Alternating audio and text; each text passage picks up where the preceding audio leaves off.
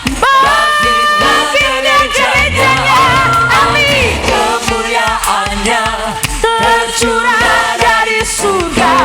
Beritakan pada dunia bahwa Yesus lagi. Oh, api kemuliaannya tercurah dari surga. Penuhi kami semua, bangkitkan gerejanya. Api kemuliaannya tercurah dari surga. Beritakan pada dunia bahwa Yesus raja, segala raja, ya, segala raja, lagi, segala raja.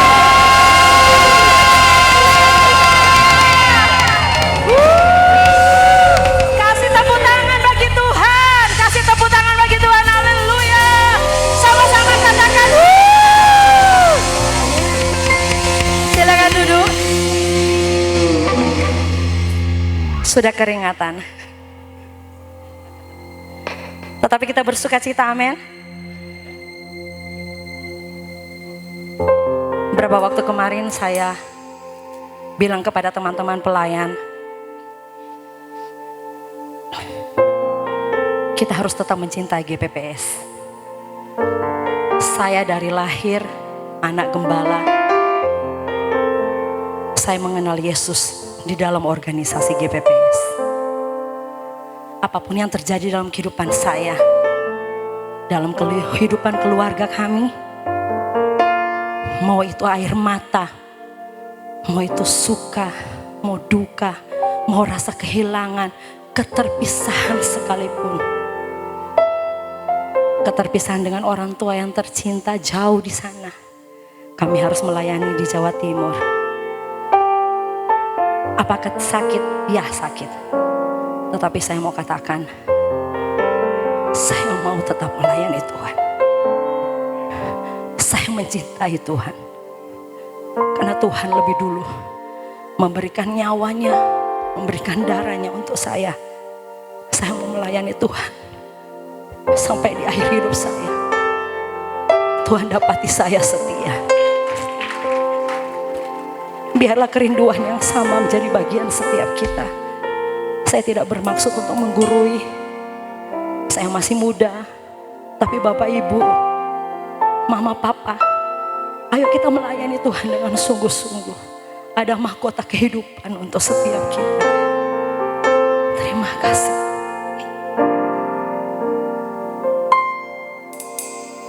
Tak akan pernah ku sesali mengiring Yesus sepanjang hidup, lewati lembah air mata, ku saksikan kemuliaan-Mu dinyatakan. Berapapun harga yang harus ku bayar, ku kan tetap setia melayani, mengasihimu, mengiringmu seumur hidupku. Janjimu kan tetap ku pegang teguh sampai ku dapat mahkota kehidupan. Terima kasih Yesus. Tak akan pernah ku sesali mengiring Yesus sepanjang hidupku, lewati lembah air mata, ku saksikan kemuliaan-Mu dinyatakan. Ya, berapa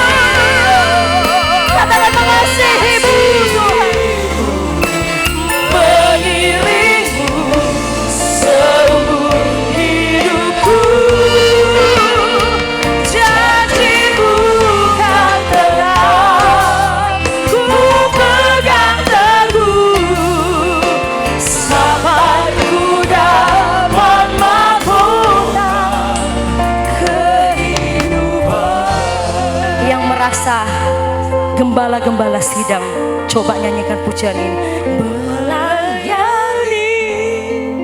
Terima kasih. Mengasihimu, mengiringmu seumur hidup. Engkau yang sudah setia sampai akhir hidupmu, Yesus. Janjimu Terima kan kasih. tetap Kami mau tetap setia. ku pegang teguh sampai ku dapat makmur. Mari semua jemaat katakan melayani. Mengasihimu, Walaupun sampai hari ini kami masih ada persoalan yang belum selesai, sakit kami belum selesai Tuhan, hidupku pergumulan dalam pelayanan kami belum selesai, tapi kami mau tetap setia. tetap ku pegang teguh sampai ku dapat makmur. Sekali lagi Melayani, mengasihimu, mengiringmu seumur hidupku. Janjimu kan tetap ku pegang teguh sampai ku dapat mahkota kehidupan. semua karena anugerah, semua karena anugerahnya diberikan kepada kita. Semua anugerahnya bagi kita bila kita dipakainya. Sekali lagi katakan semua Karena anugerahnya kami tidak ada apa-apa tanpa Engkau Tuhan. diberikan Anugerah keselamatan, kepada anugerah kasih dan kuasa-Mu Tuhan. semua Kami hanya mau katakan terima kasih Tuhan. bagi kita. Boleh kita bangkit berdiri semua? Dipakainya.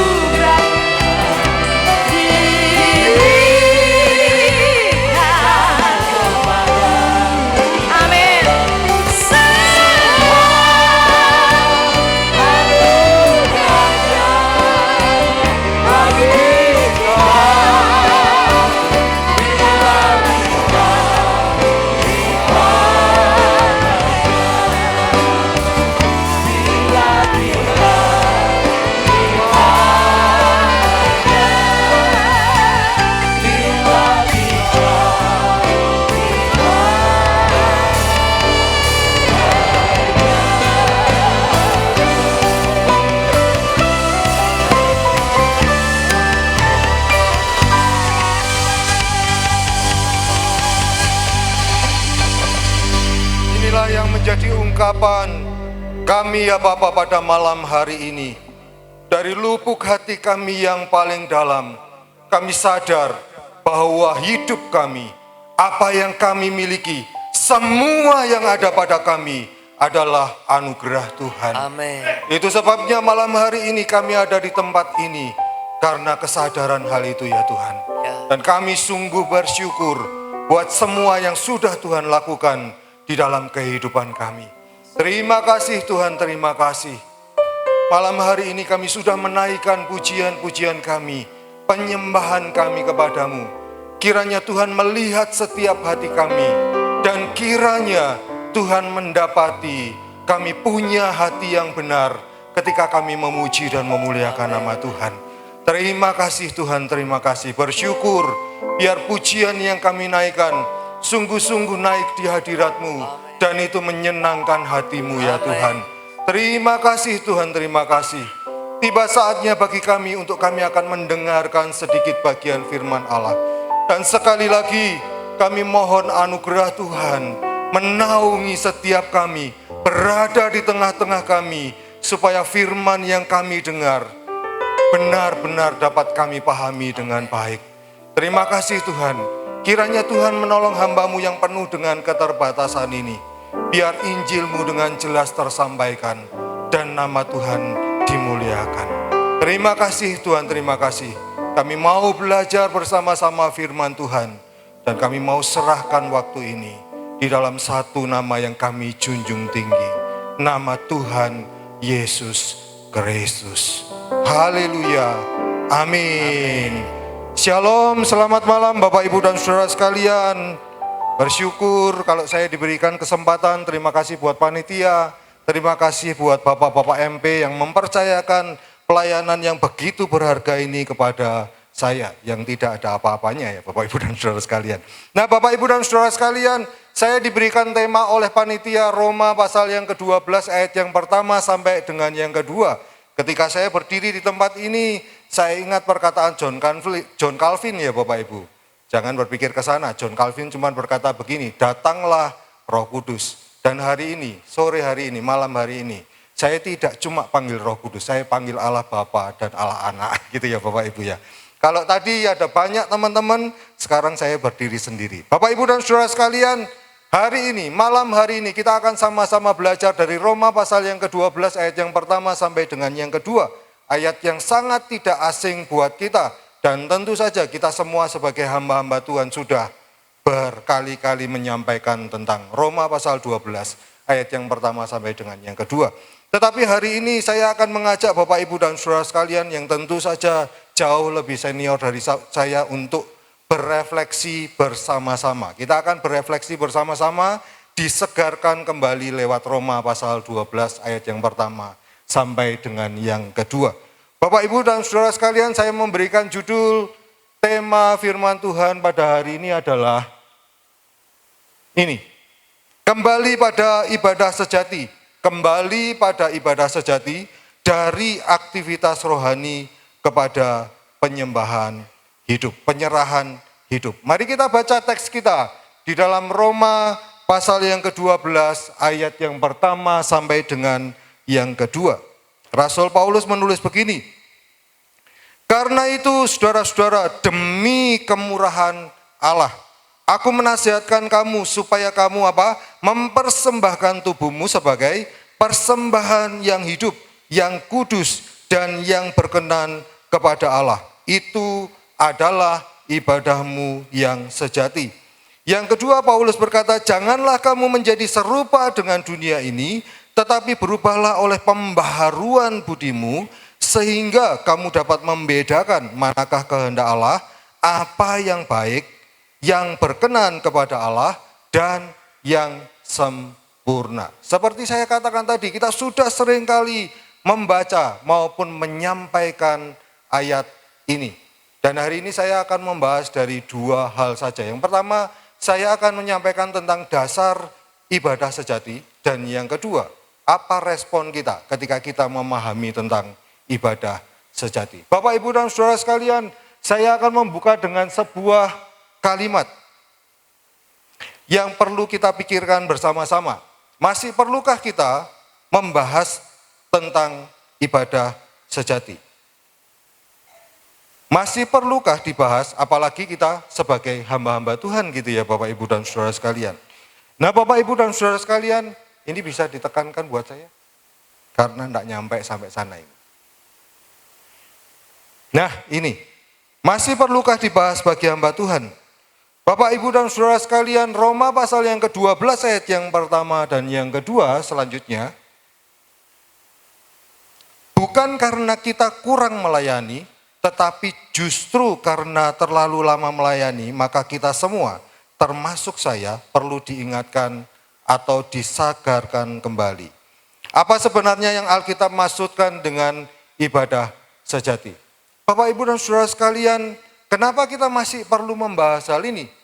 Kita tahu bersama, kita sering melakukan ibadah. Tetapi Paulus bukan hanya berkata tentang ibadah. Paulus mengungkapkan, menambahkan dengan sebuah kata lain, yaitu ibadah sejati.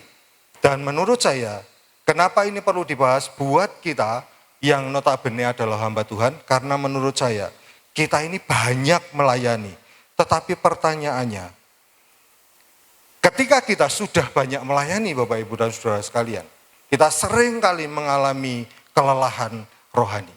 Kita sering kali tanpa sadar lemah secara rohani. Kita seringkali tanpa sadar kering secara rohani. Bapak, Ibu, bukan hanya jemaat sebenarnya yang mengalami kekeringan rohani. Kita pun juga mengalami kekeringan rohani. Kita mungkin masih melakukan aktivitas rohani, tetapi yang menjadi pertanyaan adalah, apakah kita melakukan dengan kesungguhan hati kita?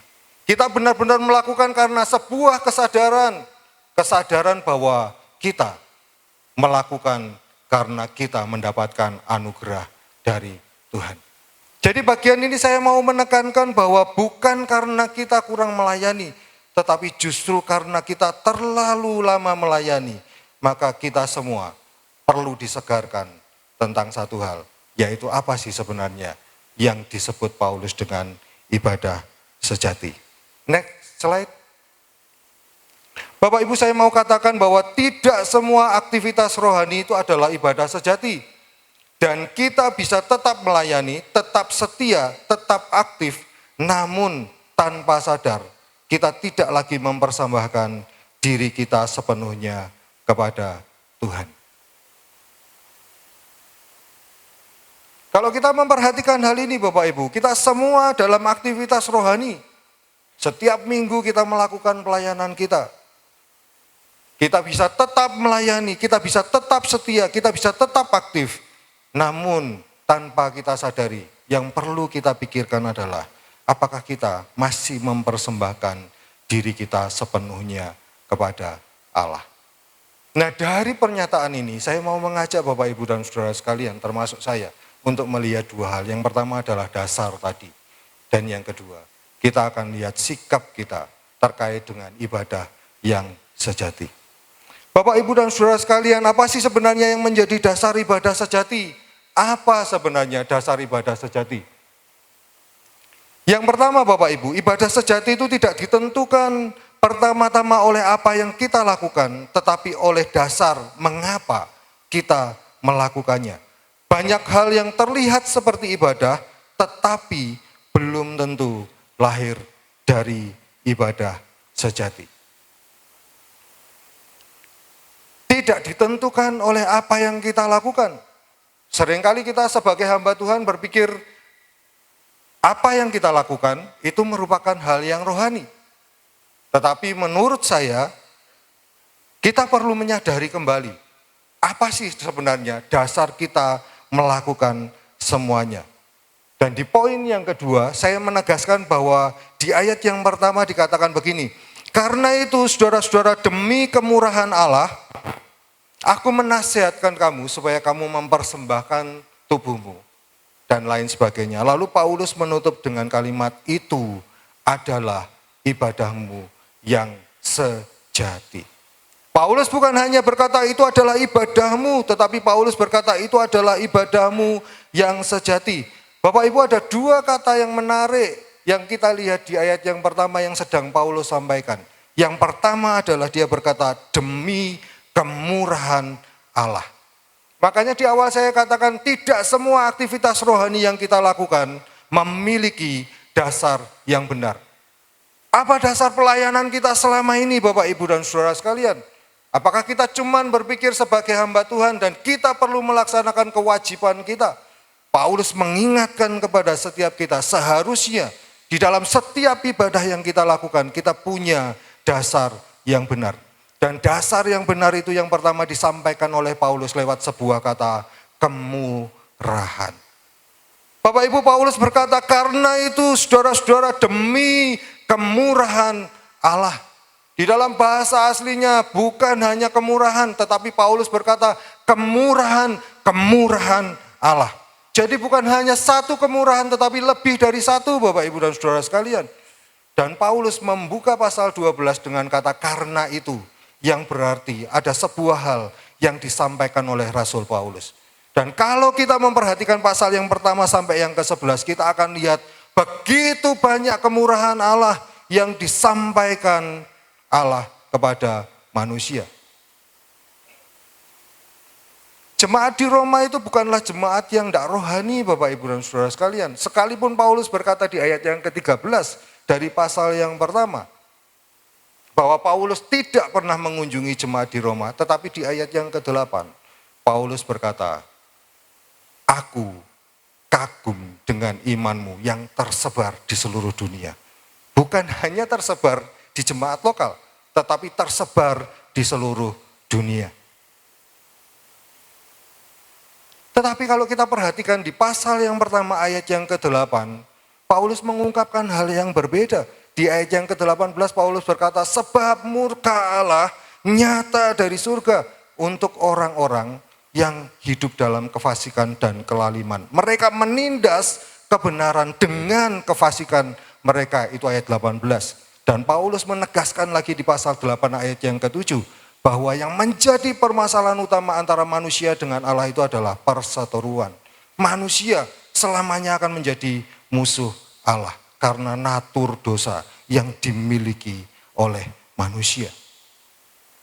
Hal pertama ya Bapak Ibu, kita lihat di pasal yang pertama saja, tetapi kemudian Paulus melanjutkan di pasal yang kelima dan perikop di LAI. LAI memberikan judul dengan hasil pembenaran dan dibuka dengan sebuah kata lagi, sebab itu kita yang dibenarkan. Bukan benar di hadapan Allah, kita yang dibenarkan oleh Allah. Kata yang digunakan di dalam bahasa Yunani adalah dikaio sune, dibenarkan oleh Allah. Bapak Ibu, kita lihat yang pertama, kemurahannya Allah, kemurahan demi kemurahan. Di dalam pasal 12 ayat yang pertama Bapak Ibu. Kita menerima kemurahan demi kemurahan. Kalau Bapak Ibu lihat di dalam pasal 5 ayat yang ke-12 sampai yang ke-21. Kita tentu saja tahu sebuah konsep yang teologis yang dinamakan dengan immediate imputation. Imputasi langsung. Yang artinya apa? Hukuman kita ditanggung oleh Kristus. Kebenaran Kristus diperhitungkan sebagai kebenaran kita. Bukankah itu kemurahan yang ditunjukkan oleh Kristus bagi setiap kita Bapak Ibu dan saudara sekalian. Di pasal yang ke-6 Paulus menjelaskan bahwa kita ini mati bersama-sama dengan Kristus dan dibangkitkan bersama-sama dengan Kristus. Mulai ayat yang pertama sampai dengan yang ke-6. 9 sampai yang ke-11 menunjukkan sisa Israel.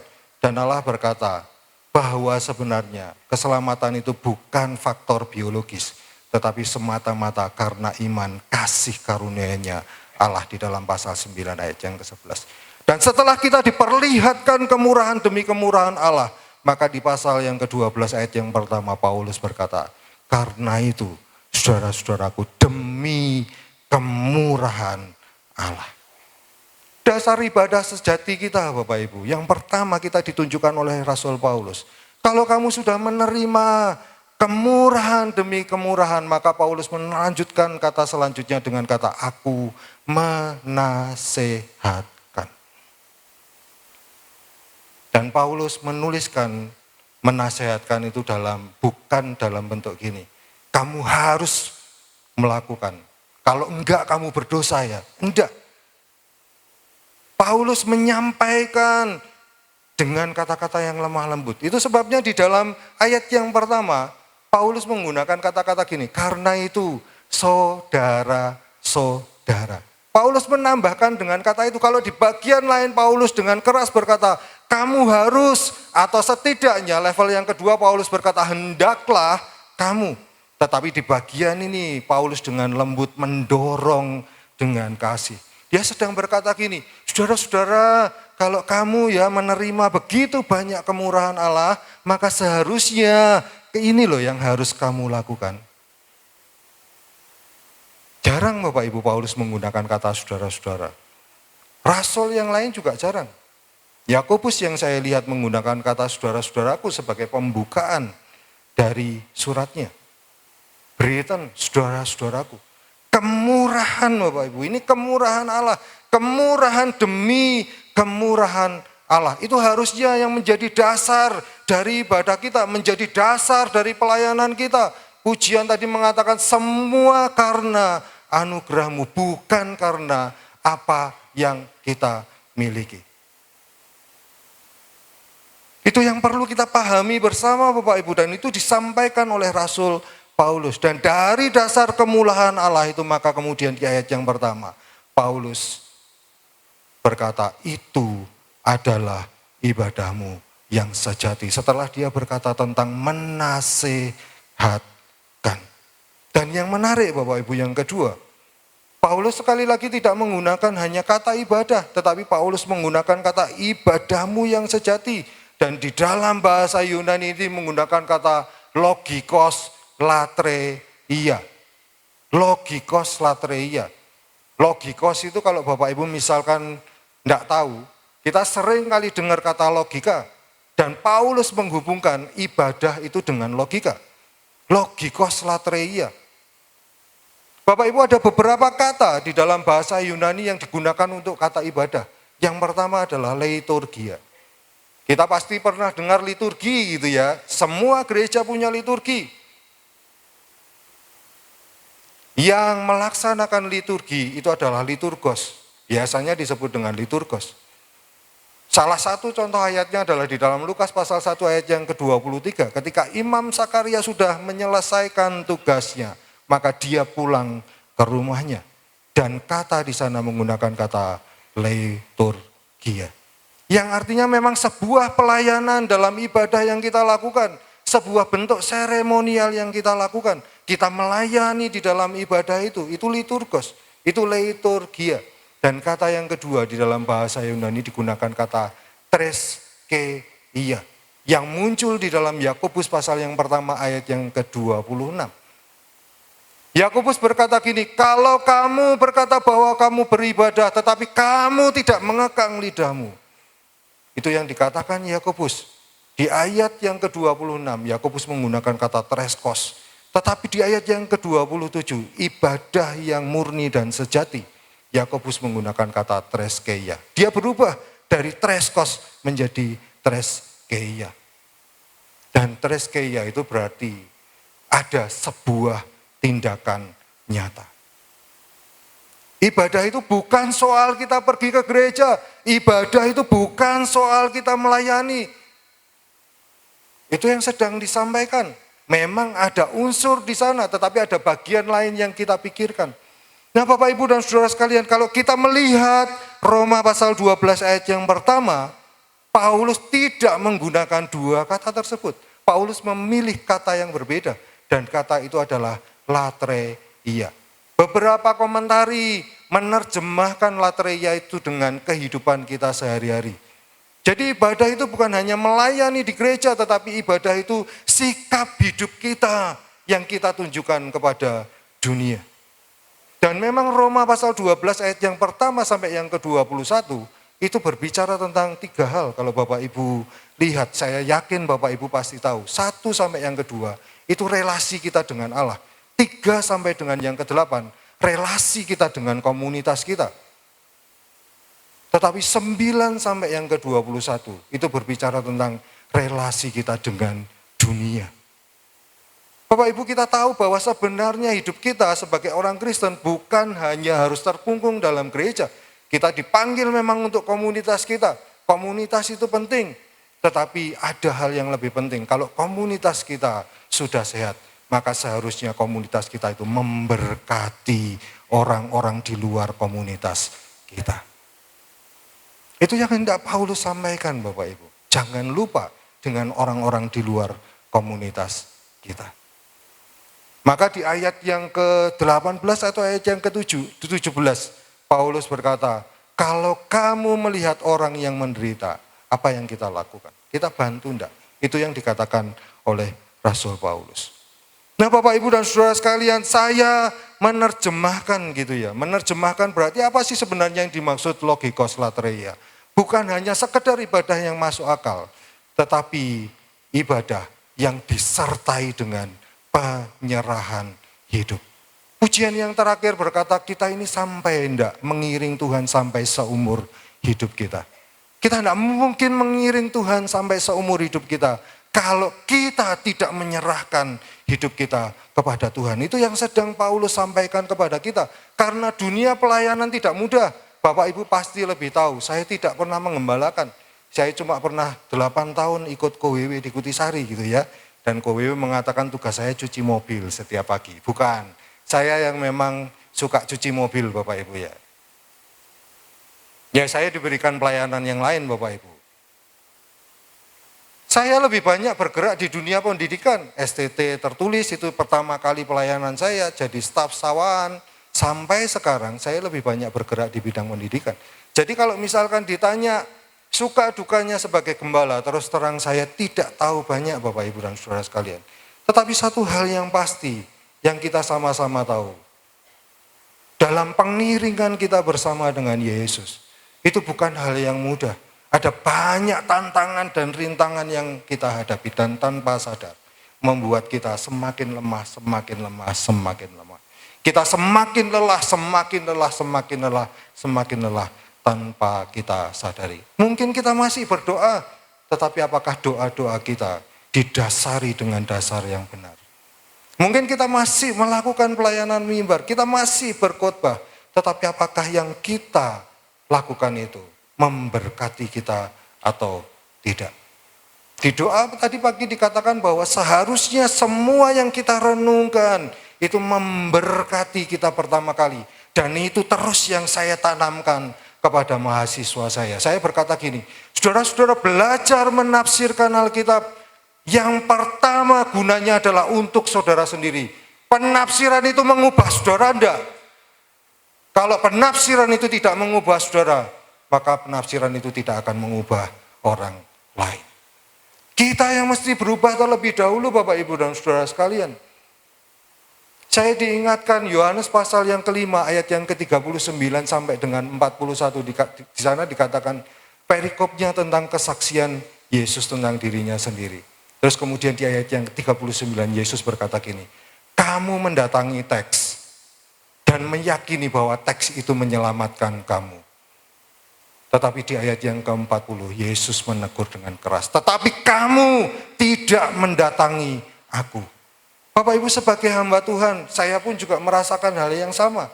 Ketika harus mempersiapkan materi ajar saya, seringkali saya berpikir, kok jadinya cuman baca teks, menyampaikan teks. Saya merasa kering Bapak Ibu dan Saudara sekalian. Enggak tahu kalau Bapak Ibu dan Saudara sekalian ya, mungkin berbeda. Itu yang saya rasakan Bapak Ibu. Dan hari ini kita diingatkan sekali lagi. Apakah firman itu masih bergema di dalam diri kita? Bapak Ibu, masihkah ibadah kita adalah logikos latreia? Di poin yang ketiga saya mengatakan begini, bukan ibadah yang dingin dan rasionalistik. Bukan rasio toh, ketika saya berkata bahwa ibadah itu harus masuk akal, bukan berarti ini berbicara tentang rasio saja, enggak. Tetapi ibadah yang masuk akal, dan saya menambahkan dengan kata sebagai respon atas anugerah Allah. Kenapa? Karena kesadaran bahwa memang kemurahan Allah itu adalah anugerah Allah. Di dalam 2 Korintus 4 ayat yang pertama, Rasul Paulus mengurangi dengan kalimat apa? Dengan kalimat karena kemurahan Allah. Kita melakukan pelayanan ini. Terus kemudian ada kata jangan tawar hati. Di terjemahan baru 2, 50 tahun sekali ya Pak Isa, Alkitab kita direvisi, diperbaiki bahasanya, bukan diubah Alkitabnya. Kemarin TB 174, ini 2021 atau 2022, itu revisi TB 2 dikeluarkan. Nah Bapak Ibu dan Saudara sekalian, TB 2 tidak menggunakan kata kemurahan, TB 2 menggunakan kata rahmat. Dan ada perbedaan memang antara Roma pasal 12 ayat yang pertama, kemurahan dengan rahmat. Karena kata di Yunani yang digunakan memang berbeda. Di bagian Roma pasal yang ke-12, Rasul Paulus mengingatkan kemurahan yang ujungnya adalah penyerahan diri. Tetapi eleos di dalam 2 Korintus 4 ayat yang ke-1, itu adalah kemurahan yang Allah berikan supaya kita bisa bertahan. Anugerah yang pada akhirnya membuat kita bisa bertahan. Itu yang disebut dengan eleos. Bapak Ibu, jadi ini bukan hanya sekedar ibadah yang pada akhirnya memuaskan logika kita. Enggak, tetapi kita sadar bahwa sebenarnya semua ibadah yang kita lakukan seharusnya punya dasar. Dan dasar itu adalah respon atas anugerah Allah. Saya seringkali menyampaikan bahwa kita ini seringkali menggunakan kata-kata yang rohani. Saking seringnya kita menggunakan kata-kata yang rohani, kita lupa dengan maknanya yang sesungguhnya. Kita sering berkata bahwa anugerah Allah itu besar, tetapi di dalam praktek hidup kita, kita tidak pernah merasa bahwa anugerah Allah itu besar. Kita tetap merasa takut, kita tetap merasa khawatir. Seperti kekhawatiran saya ketika duduk di situ dari tadi Bapak Ibu ya. Jadi ini dasar ibadah kita Bapak Ibu. Dasar pada akhirnya kita berserah kepada Allah. Dan dari dasar ini saya akan mengajak Bapak Ibu dan Saudara sekalian untuk melihat 3 hal penting yang disampaikan oleh Rasul Paulus. Yang pertama Bapak Ibu, menurut saya ini Bapak Ibu, slide selanjutnya. Ibadah sejati itu dimulai ketika hidup kembali dipersembahkan. Kalau kita sadar tentang kemurahan Allah, kalau kita sadar tentang anugerah Allah, maka seharusnya ibadah sejati kita itu seperti apa? Dan saya berikan warna putih karena memang nanti ada tingkatannya yang mesti menjadi respon dan sikap kita. Bapak Ibu dan Saudara sekalian, yang pertama ibadah sejati itu dimulai ketika hidup kembali dipersembahkan. Di ayat yang pertama dikatakan begini, karena itu saudara-saudara, demi kemurahan Allah, aku menasihatkan kamu, itu sudah kita bahas, supaya apa? Supaya kamu mempersembahkan tubuhmu sebagai persembahan yang hidup, yang kudus, dan yang berkenan kepada Allah. Yang pertama yang menjadi nasihat dari Rasul Paulus apa? Ibadah yang sejati itu dibuktikan dengan persembahan diri. Dibuktikan dengan penyerahan diri. Dan kenapa Paulus perlu menambahkan dengan kata tubuh di sana? Bukan hanya sekedar mempersembahkan. Kata tubuh di sini digunakan kata soma. Dan Paulus seringkali menggunakan 2 kata tentang tubuh secara bergantian.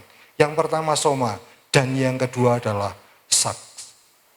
Paulus tidak menggunakan kata saks yang biasanya lebih identik dengan negatif. Keinginan-keinginan daging biasanya digunakan kata saks walaupun tidak selalu. Tetapi